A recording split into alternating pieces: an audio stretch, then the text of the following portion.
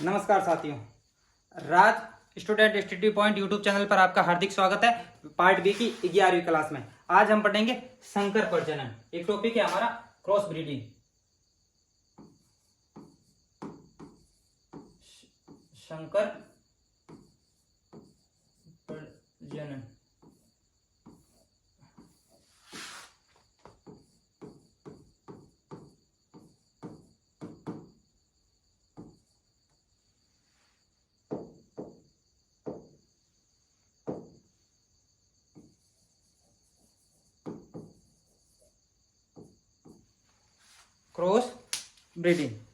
Cross breeding में क्या system होता है देख लो।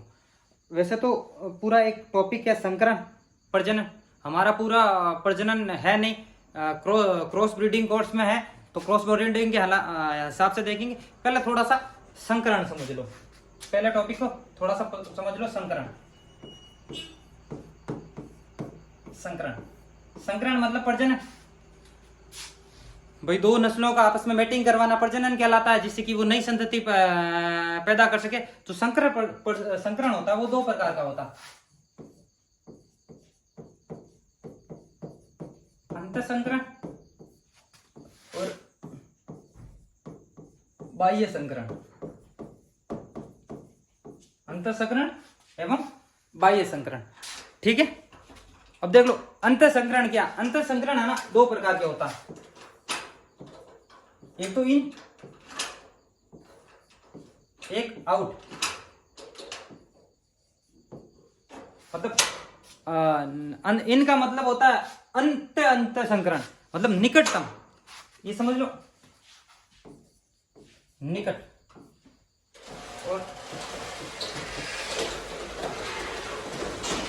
दूसरा आपके होता है, एक तो होता है निकट और एक आपके होता है दूरस्थ। इसमें क्या होता है, निकट में क्या होता है कि जो संकरण मैटिंग करवाई जाती है ना, वो 6 पीढ़ियों के अंदर करवाई जाती है। और जो दूरस्थ संकरण होता है, इसमें 6 पीढ़ियों से बाहर, 6 पीढ़ियों से 6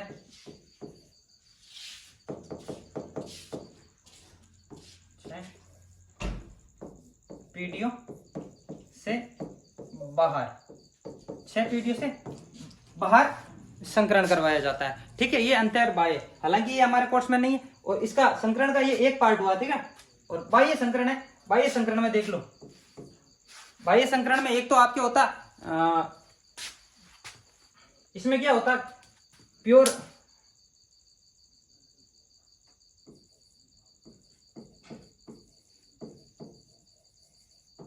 प्योर ब्रीडिंग मतलब होता कि पशु एक नस्ल के होते हैं पर आपस में संबंधित नहीं होते हैं। एक नस्ल के होते हैं, अच्छे होते हैं, आपस में संबंधित नहीं होते हैं। दूसरा है आपके क्रॉस ब्रीडिंग, जो हम पढ़ेंगे अभी, क्रॉस संकरण या संकर संकरण, ठीक है। इसमें क्या होता है, क्रॉस में क्या होता है, दो अलग अलग नस्लों में संकरण करवा के तीसरी नस्ल तैयार की जाती है, ठीक है। इसका भी एक टॉपिक आगे एक प्रकार का होता है ये संकरण। क्रॉस हम पढ़ेंगे ग्रेडिंग अप, हालांकि ग्रेडिंग अप क्रॉस में भी होता है, ग्रेडिंग अप। ग्रेडिंग अप संकरण में क्या होता है कि मान लो एक ही मादा और बी नस्ल का नर होता है, ठीक है। तो ए और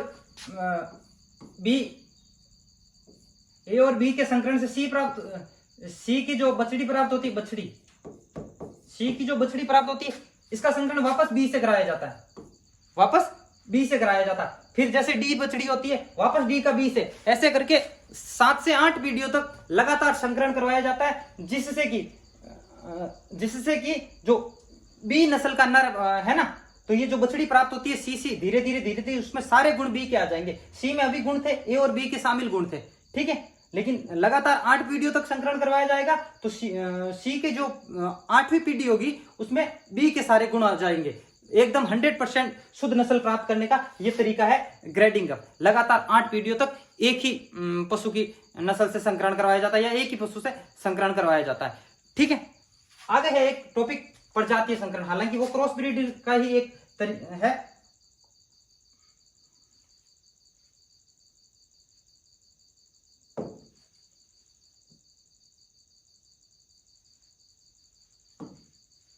आगे है प्रजातीय संकरण। प्रजातीय संकरण को एक बार समझिए। प्रजातीय संकरण मतलब अब तक तो जो संकरण था उसमें पशु एक ही जाति के थे, लेकिन अब जातियां चेंज हो गई। मतलब घोड़े को गति से संकरण कराया जाता है और गधे को घोड़ी से संकरित कराया जाता, भैंस को सांड के साथ, मतलब जो गाय का सांड है उसके साथ संकरित करवाया जाता। ऐसे ऐसे ऊंट का लामा के साथ, मतलब जो आपस में जिनका कुल मिलता जुलता है उनकी जातियों का आपस में संकरण करवाया जाता है। तो ये हो गया प्रजातीय संकरण। इसमें जाति सेम नहीं होती और इससे जो प्राप्त नस्ल होती, जो पशु होता है ना वो स्ट्रील होता है, मतलब बंदी होता है, वो अपनी आगे पीढ़ी नहीं बढ़ा पाता। ठीक है, वो जैसे कि घोड़े का गति के साथ संकरण करवाएंगे तो जो खच्चर होगा, सॉरी हिन्नी होगा, हिन्नी होगा तो हिन्नी में क्या होगा, घोड़े के लक्षण ज्यादा होंगे, लेकिन वो कभी भी उसमें संतान उत्पन्न करने की क्षमता नहीं होगी। ठीक है, ये देख लो एक बार फिर से समझ लेते हैं। क्रॉस ब्रीडिंग,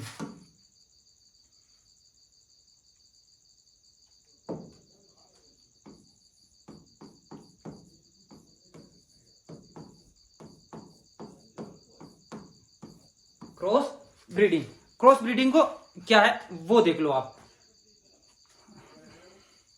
क्या होता है इसमें कि दो अलग अलग नस्ल के पशु, नर और मादा के गुणों एवं उत्पादन क्षमता को ध्यान में रखा जाता है। मतलब किसमें दो, जैसे कि मान लो साहिवाल नस्ल है, गिर नस्ल है, तो साहिवाल के अच्छे गुणों वाली मादा को ले लिया, गिर के अच्छे गुणों वाले नर को ले लिया और आपस में मैटिंग करवाएंगे, जनन करवाएंगे, जिससे कि तीसरी नस्ल होगी जिसमें दोनों के गुण शामिल होंगे, वो क्रॉस ब्रीड नस्ल होगी। ठीक है, और ऐसा देसी नस्लों और विदेशी नस्लों के भी साथ भी किया जाता है और इसमें ये होगी क्रॉस ब्रीडिंग। अब क्रॉस ब्रीडिंग के जो तरीके होता है, एक तो कर्मोत्तीकरण, कर्मोत्तीकरण होते हैं, जैसे कि मान लो कर्मोत्तीकरण, एक सीधा समझ लो ग्रेडिंग अप, इसे ग्रेडिंग अप कहा जाता है। मान लो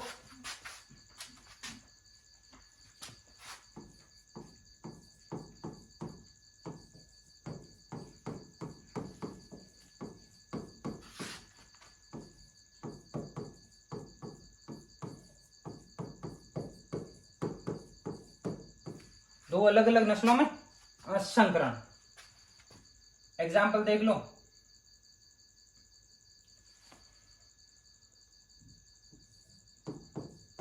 देसी गाय,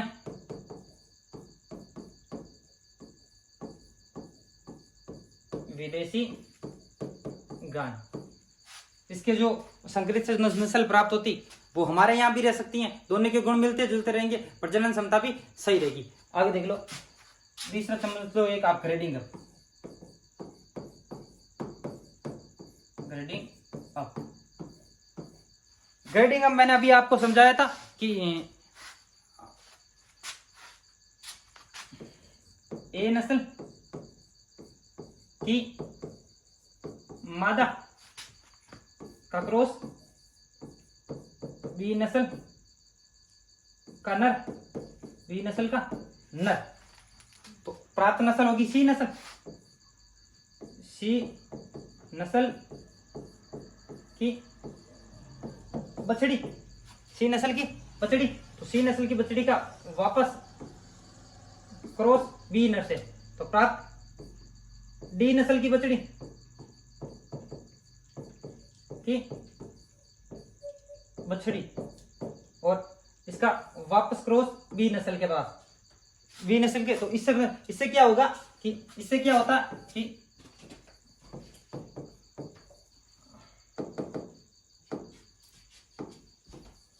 आठवीं पीढ़ी में शुद्ध नस्ल प्राप्त होती है। इसमें क्या हो, जो क्रॉस ब्रीड से जो नस्ल प्राप्त होती, मान लो हमारी किसी देसी गाय में गिर का टीका लगवाया तो गिर की बछड़ी हो गई, वो तो पूर्णतः गिर से प्योर नहीं हुई, तो वापस उसका गिर का टीका लगवाएंगे तो फिर अच्छे लक्षण सुधरेंगे, फिर गिर का टीका लगवाएंगे, फिर लक्षण सुधरेंगे आने वाली बछड़ी में, फिर गिर का टीका लगवाएंगे, फिर ऐसा करके 8 पीढ़ी में गया तो जो आने वाली बछड़ी है वो जो पूर्णतः गिर हो जाएगी। तो ग्रेडिंग अप है ना, शुद्ध नस्ल, शुद्ध नस्ल तैयार करने का तरीका। ठीक है, ये देख लो, ये समझ लिया ग्रेडिंगम। ग्रेडिंगम के बाद में हमें समझना है, एक ही समझना है और कुछ नहीं समझा, प्रजातीय संकरण।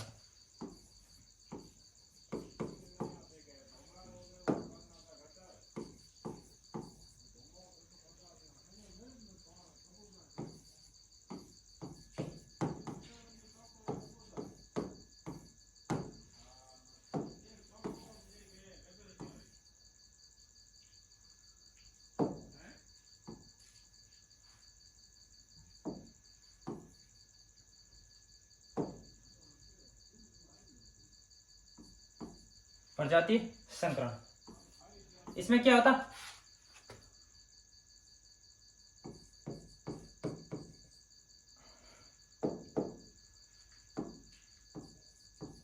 अलग अलग जाति के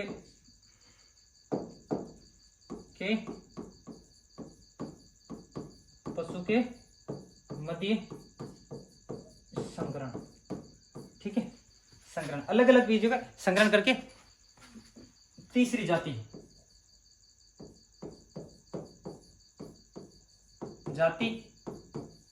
बनती है, और इससे उत्पन्न संतान वंदीय होती है। ठीक है, वंदीय होती है। अब देख लो, ये अपना संकरण का टॉपिक इतना ही है। इसमें थोड़ा सा देख लो, आपके उपयोग में है जो जो बता देता हूं मैं। एक तो होता है खच्चर, ये तीसरी नस्ल है। खच्चर में क्या होता है, गधा का जो क्रॉस है वो करवाया जाता है घोड़ी से। आगे जो है, आगे एक है हिन्नी। हिन्नी में क्या होता है, जो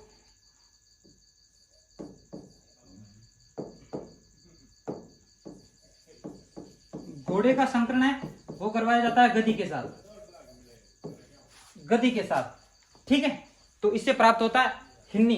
इसके अलावा एक है कामा में क्या है कि ऊंट और लामा का क्रॉस से बनी है नस्ल कामा। हालांकि आपके लिए उपयोगी नहीं, प्रजातीय संकरण के ये उदाहरण लग देना, एग्जाम में पूछेंगे तो यही पूछेंगे कि खच्चर किन जातियों की संकरण से बना है या हिन्नी किन जातियों के संकरण बना है। आपके सामने ऑप्शन दे दिए जाएंगे। ठीक है, अब इसके क्या लाभ क्या है, हानियां क्या है। लाभ, फिर बनता है नुकसान।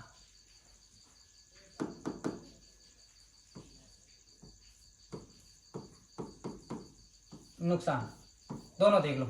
लाभ में क्या है देख लो, एक तो गुण बढ़ जाते हैं, गुण और नस्लों में गुण बढ़ाने का मूल्यवान साधन। मान लो थारपारकर की प्रतिरोधक क्षमता ज्यादा है और इसमें आपके एचएफ में कम है, तो थारकार और एचएफ का क्रॉस कराया जाएगा, तो जिससे संतति होगी उसकी प्रजनन क्षमता भी अच्छी होगी, उत्पादन भी अच्छा, दूध भी अच्छा होगा। ठीक है, आगे देख लो।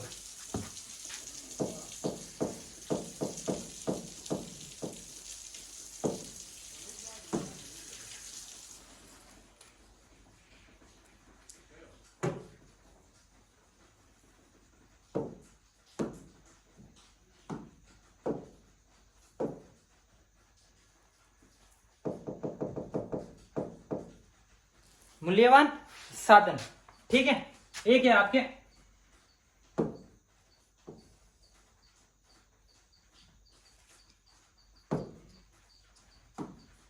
आपके दूसरा जो बताया था, आपके उत्पादन बढ़ जाता है।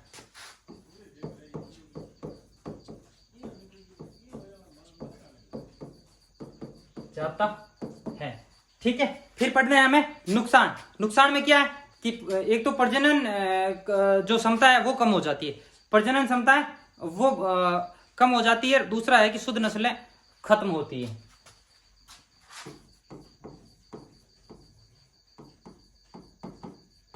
क्रॉस ब्रीडिंग के नुकसान है, शुद्ध नस्लों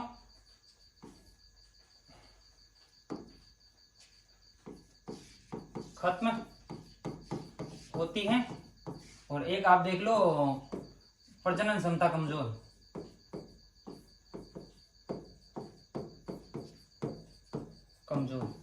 ये बस देख लेना, ठीक है। आज की क्लास में हमने पढ़ा संकर प्रजनन, और संकर प्रजनन में बताया कि भाई दो अलग अलग पशु की जातियों, दो अलग अलग नस्ल के पशुओं के साथ मैटिंग करवा के तीसरी बढ़िया नस्ल प्राप्त की जिसमें उत्पादन बढ़ता है। प्रजातीय संकर में अलग अलग जातियां होती है, लाभ बता दिए। आज की क्लास में इतना ही, बने रहिए अगली क्लास में, तब तक के लिए धन्यवाद।